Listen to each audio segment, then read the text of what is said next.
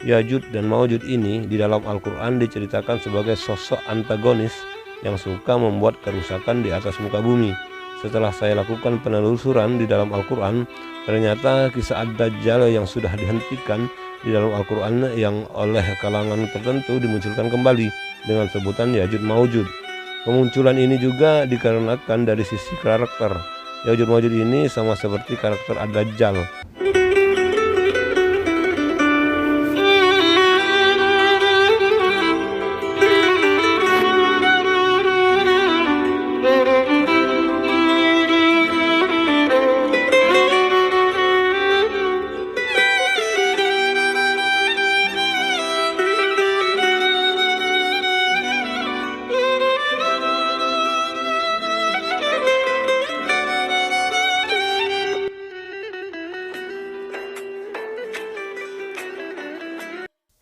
Assalamualaikum warahmatullahi wabarakatuh.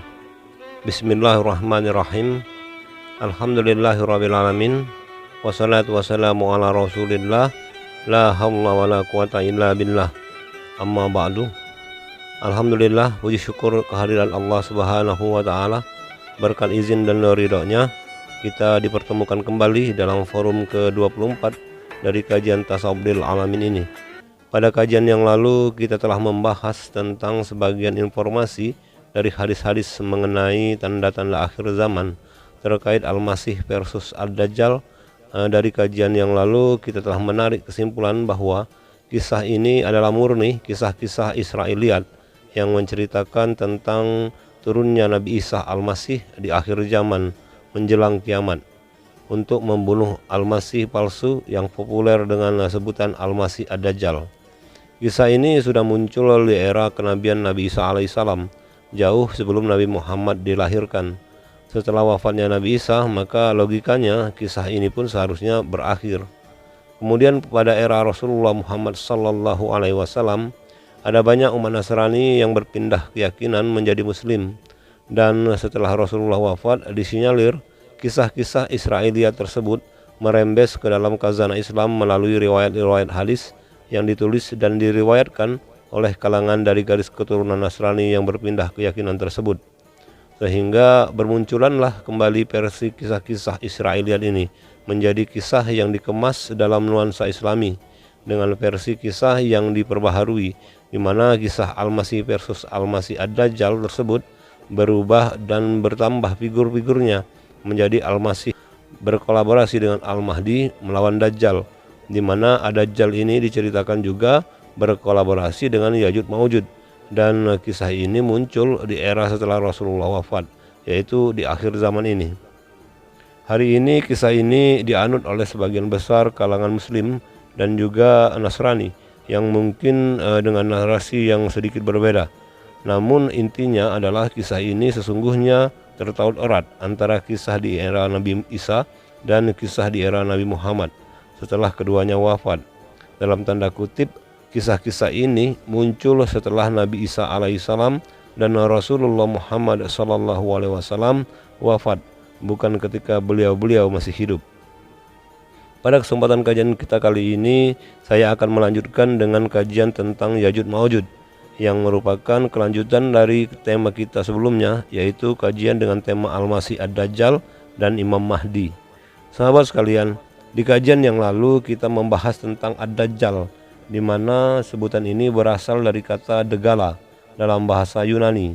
Ad-Dajjal ini adalah figur yang diceritakan sebagai figur Nabi Isa palsu yang populer dengan sebutan Al-Masih Ad-Dajjal. Al-Masih itu istilah sebutan untuk Nabi Isa yang dalam bahasa Yunani disebut dengan istilah Mesiha yang dilapaskan dengan Mesias.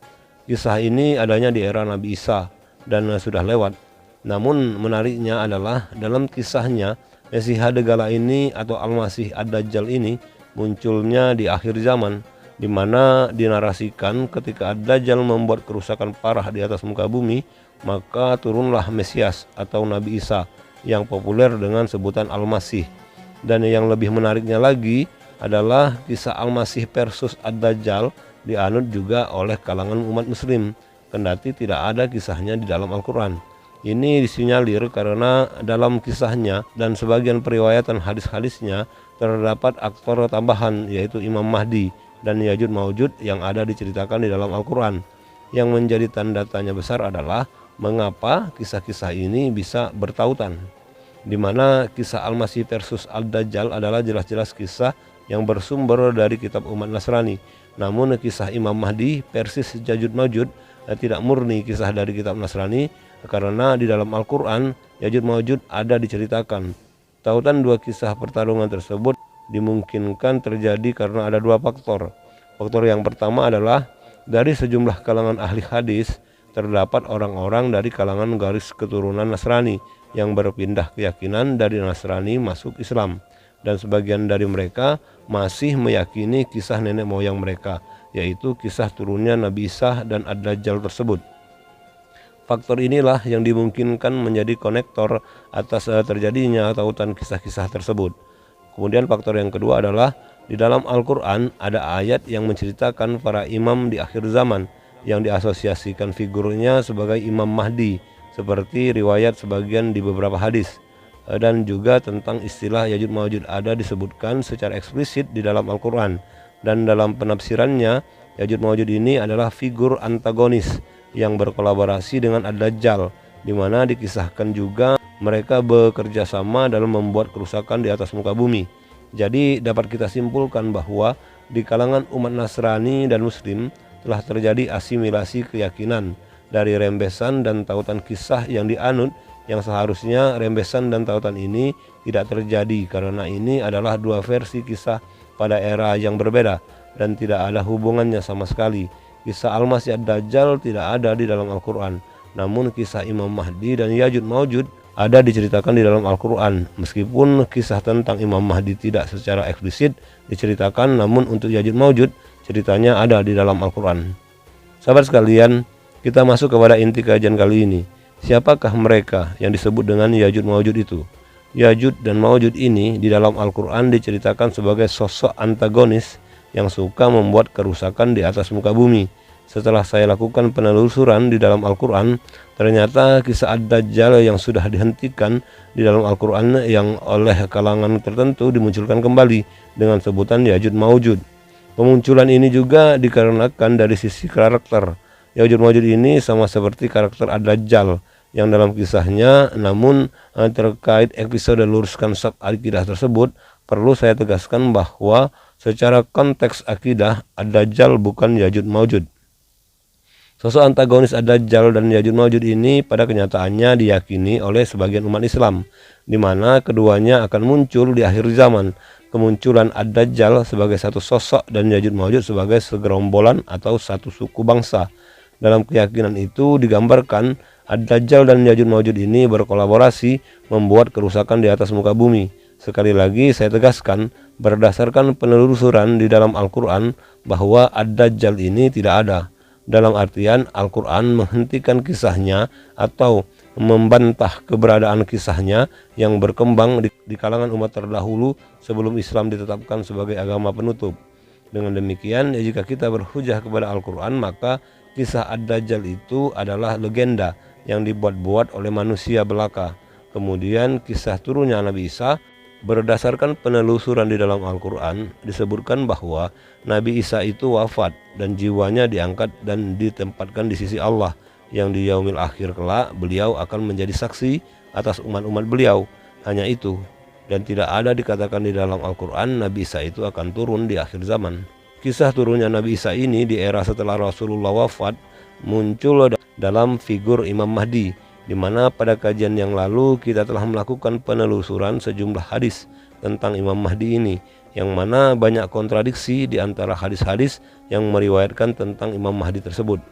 Kontradiksi yang terjadi itu seperti apakah sosok Imam Mahdi itu seorang pemuda atau Khulafaur Rasyidin, ataukah Umar bin Abdul Aziz, bahkan ada yang mengarahkan kepada Nabi Isa. Di dalam Al-Quran secara ketokohan tidak ditunjukkan sosok Imam Mahdi itu.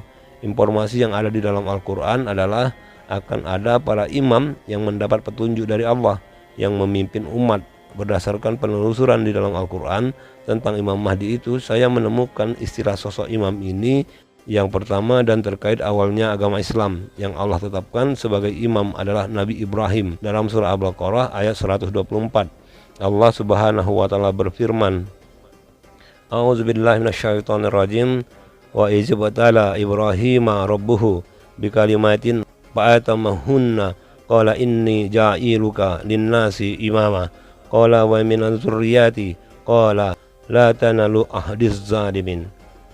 Dan ingatlah ketika Ibrahim diuji Tuhannya dengan beberapa kalimat, lalu dia melaksanakannya dengan sempurna. Dia, Allah, berfirman, sesungguhnya aku menjadikan engkau sebagai pemimpin bagi seluruh manusia. Dia, Ibrahim, berkata, dan juga dari anak-anak cucuku. Allah berfirman, benar, tetapi janjiku tidak berlaku bagi orang-orang zalim. Surat ini menginformasikan bahwa Allah menetapkan Nabi Ibrahim sebagai imam pertama bagi semua manusia. Yang sangat dimungkinkan inilah yang diistilahkan sebagai Imam Mahdi itu oleh sebagian kalangan. Dan Allah akan menjadikan imam-imam dari keturunan beliau.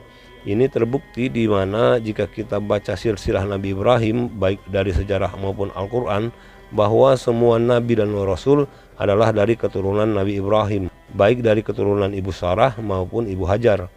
Hanya saja Allah menegaskan yang ditunjuk sebagai imam tersebut bukan dari kalangan keturunan Nabi Ibrahim, yaitu mereka dari kalangan yang zalim.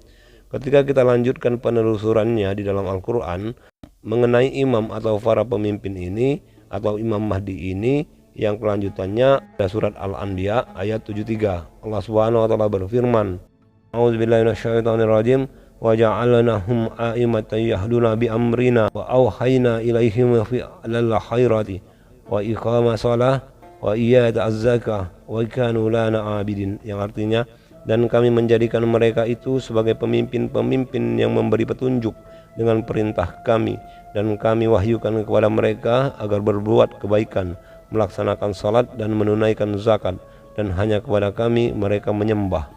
Surat ini menceritakan keturunan Nabi Ibrahim yang Allah tunjuk sebagai Imam Mahdi itu, yaitu Nabi Ishak dan Nabi Yakub dan puluhan nabi setelahnya.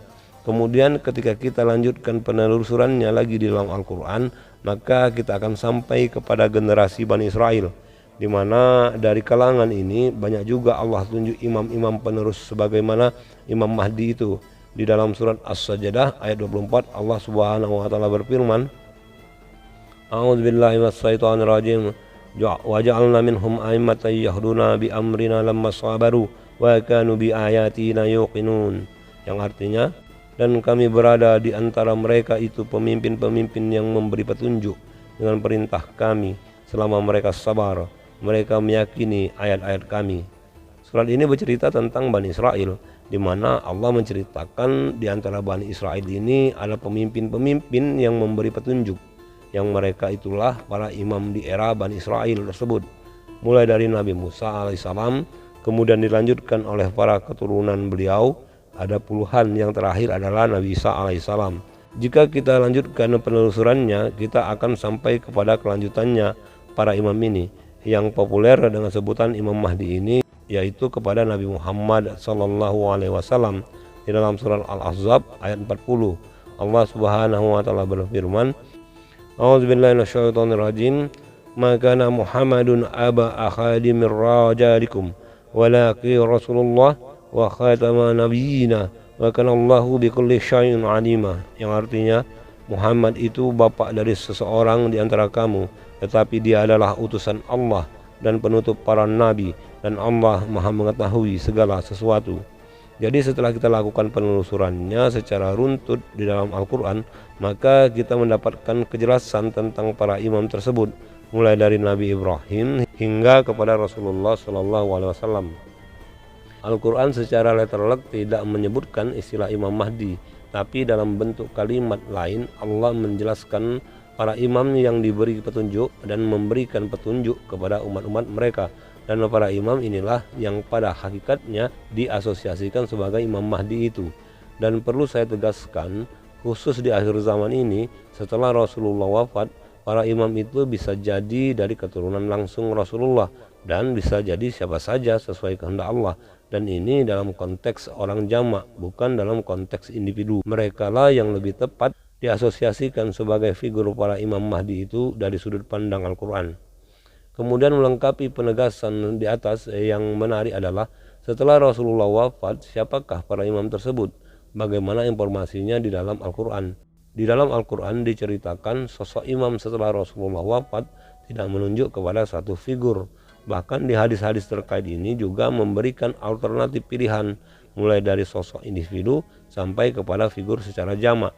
Dari sudut pandang Al-Quran dijelaskan secara eksplisit menunjuk kepada sosok yang jamak, bahwa semua umat Rasulullah berpeluang menjadi para Imam Mahdi ini ketika dia menjalankan petunjuk-petunjuk Allah. Maka di dalam Al-Quran Allah mengajarkan kepada kita untuk berdoa meminta anugerah keturunan yang dengannya juga kita meminta dijadikan pemimpin bagi orang-orang yang bertakwa. Di dalam surat Al-Furqan ayat 74 Allah Subhanahu wa taala berfirman, "A'udzubillahi minasyaitonir rajim, wallazina yaquluna rabbana hab lana min azwajina wazzurriyyatina qurrata a'yun waj'alna lil muttaqina imama." Yang artinya, dan orang-orang yang berkata, "Ya Tuhan kami, anugerahkanlah kepada kami pasangan kami dan keturunan kami sebagai penyenang hati kami, dan jadikanlah kami pemimpin bagi orang-orang yang bertakwa." Sahabat sekalian, pada ayat ini ditutup dengan kata imamah, di mana doa ini ditutup dengan kalimat jadikanlah kami pemimpin bagi orang-orang yang bertakwa. Ini artinya bahwa di era Nabi Muhammad ini, terutama setelah beliau wafat, kesempatan untuk menjadi imam terbuka untuk siapa saja, yaitu untuk orang-orang yang mengikuti petunjuk Allah dan Rasulullah.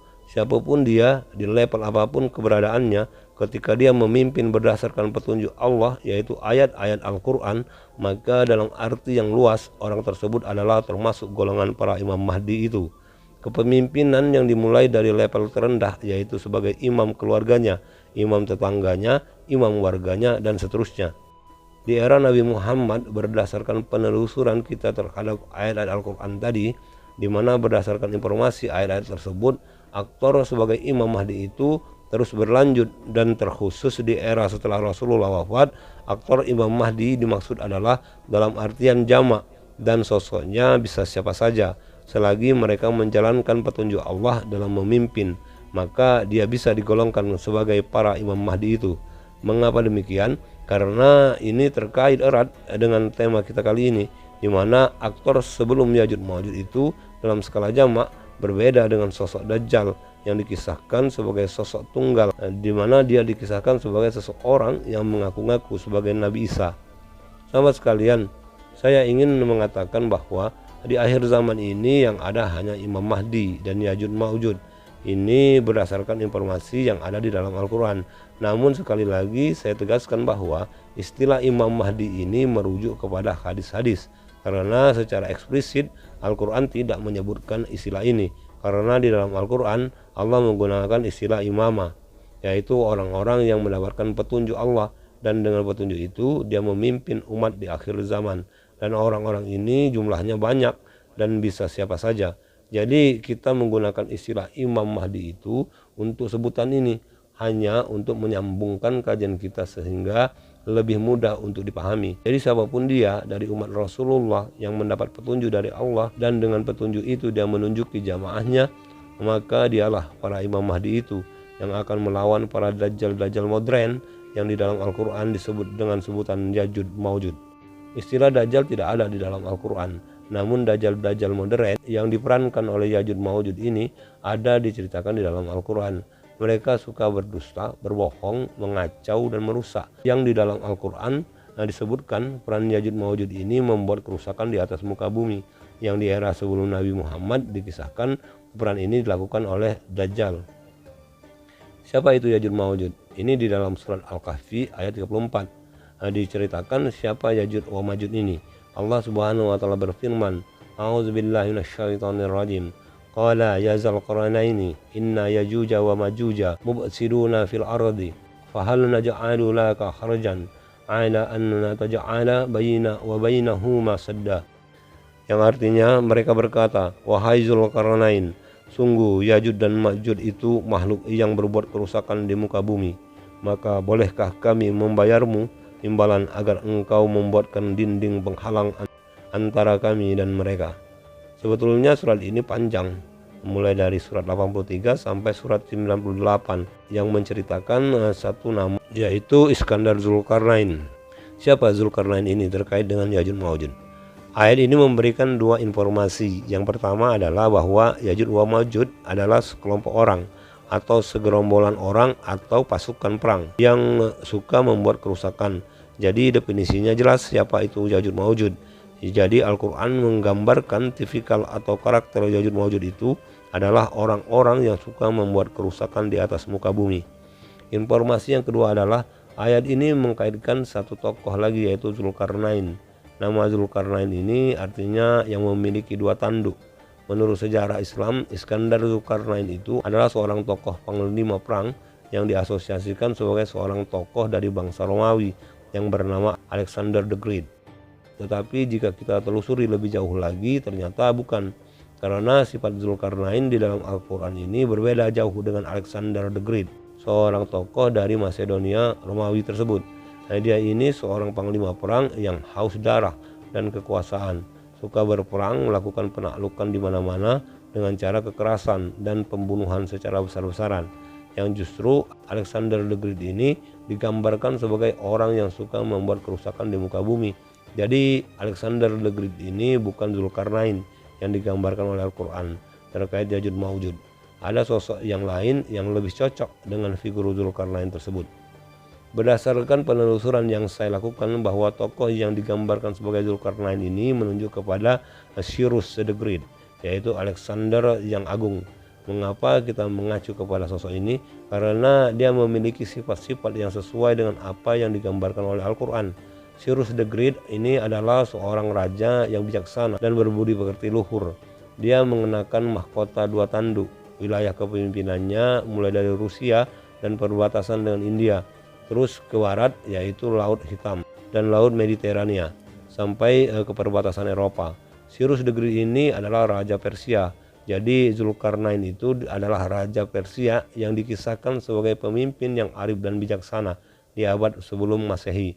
Yang digambarkan sekitar sebelum abad ke-6 sebelum Masehi. Kembali kepada surat Al-Kahfi ayat 94, di mana Zulkarnain ini dikaitkan dengan Ya'juj Ma'juj. Di ayat tersebut diceritakan ada sekelompok kaum yang meminta bantuan kepada Zulkarnain agar dibuatkan benteng perlindungan sebentuk dinding, di mana dinding ini untuk melindungi mereka dari serangan sekelompok orang-orang yang suka memerangi kaum tersebut, merusak pemukimannya, bahkan membunuh. Dan orang-orang yang suka membuat kerusakan inilah yang di dalam surat Al-Kahfi ayat 94 ini disebut dengan Ya'juj Ma'juj. Berdasarkan sejarah kawasan dibangunnya dinding Zulkarnain ini di kawasan pegunungan Altai yang banyak suku-suku nomaden Eurasia, yaitu suku dari bangsa Eropa dan Asia. Pegunungan Altai ini membentang sehingga 2000 km menghubungkan Rusia, Mongolia, Kazakhstan dan Cina.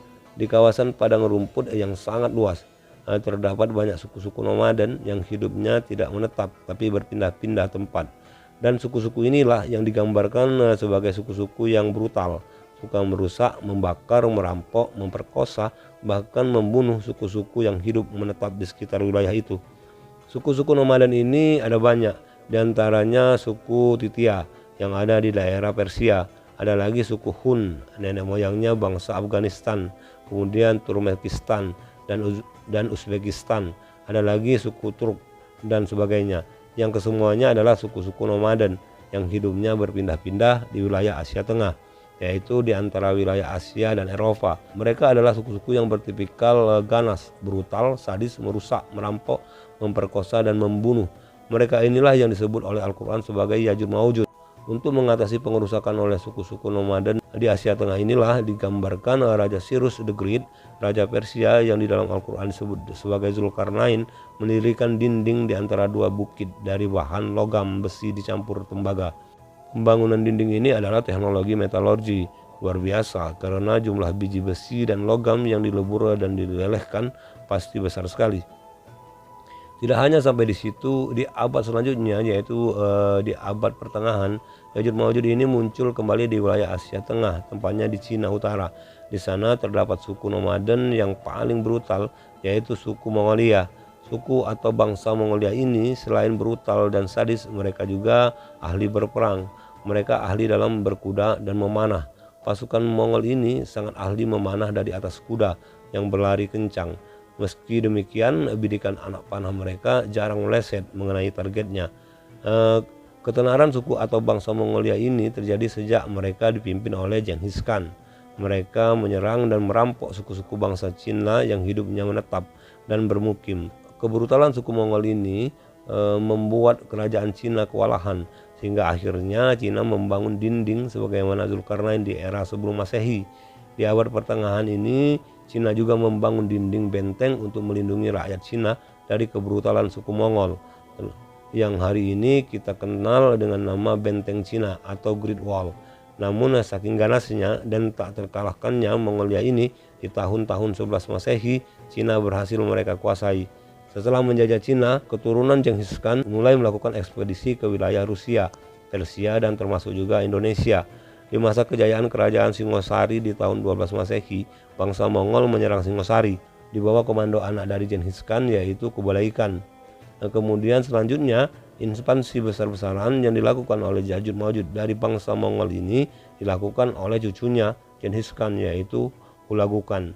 Ekspansi pada tahun 1213 Masehi ini, bangsa Mongol di bawah komando Hulagu Khan menyerang Baghdad, salah satu kota kebesaran Islam di masa akhir-akhir kejayaan Kekhalifahan Abbasiyah. Ekspansi Mongol berhasil menghancurkan kota Baghdad sehancur-hancurnya. Semua situs Islam dihancurkan, semua kitab-kitab ilmu dibakar. Pada waktu itu sedang berkembang pesat ilmu falak. Bangsa Mongolia adalah Ya'juj Ma'juj yang muncul di era abad pertengahan, yang awalnya Ya'juj Ma'juj dari suku-suku nomaden di wilayah Asia Tengah di era Cyrus the Great, yang dikisahkan pada ayat 83-94 surat Al-Kahfi, yang digambarkan sebagai tokoh Ya'juj Ma'juj versus Zulkarnain. Sahabat sekalian, ringkas kata bahwa Al-Quran sudah menggambarkan Ya'juj Ma'juj itu sudah mulai muncul ribuan tahun yang lalu, yaitu di era sebelum Masehi. Jadi kesimpulannya adalah bahwa tokoh Al-Masih Ad-Dajjal adalah tokoh yang dikisahkan pada masa sebelum Al-Quran diturunkan, dan Imam Mahdi dan Ya'juj Ma'juj adalah tokoh-tokoh yang ada di era Islam hingga kiamat kelak. Terkait dengan Ya'juj Ma'juj yang akan muncul di akhir zaman ini, siapakah mereka? Insya Allah akan kita lakukan kajian dan penelusurannya pada kesempatan ke depan. Sebagai gambaran awalnya adalah bahwa Ya'juj Ma'juj yang akan muncul di akhir zaman ini adalah aliansi kekuatan yang akan menghancurkan dan merubah peradaban manusia di muka bumi menurut apa yang mereka inginkan. Demikianlah kajian kita tentang kisah kemunculan Ya'juj Ma'juj ini. Semoga Allah merahmati kita semua sehingga kita diberikan kepahaman sejalan apa yang diinformasikan di dalam Al-Quran. Dengan begitu kita berharap Allah menggolongkan kita sebagai hamba-hambanya yang diberi petunjuk dan diselamatkan dari keburukan Ya'juj Ma'juj yang akan muncul nantinya. Dengan ini saya mohon undur diri. Terima kasih atas segala perhatian dan mohon dimaafkan atas segala kekurangan. Semua kebenaran yang kita dapatkan dari kajian ini, wabil khusus untuk saya pribadi, bahwa kebenaran itu semata-mata dari Allah Subhanahu wa Ta'ala, dan untuk semua kekurangannya adalah mutlak dari saya pribadi. Untuk itu sekali lagi saya mohon maaf yang sedalam-dalamnya.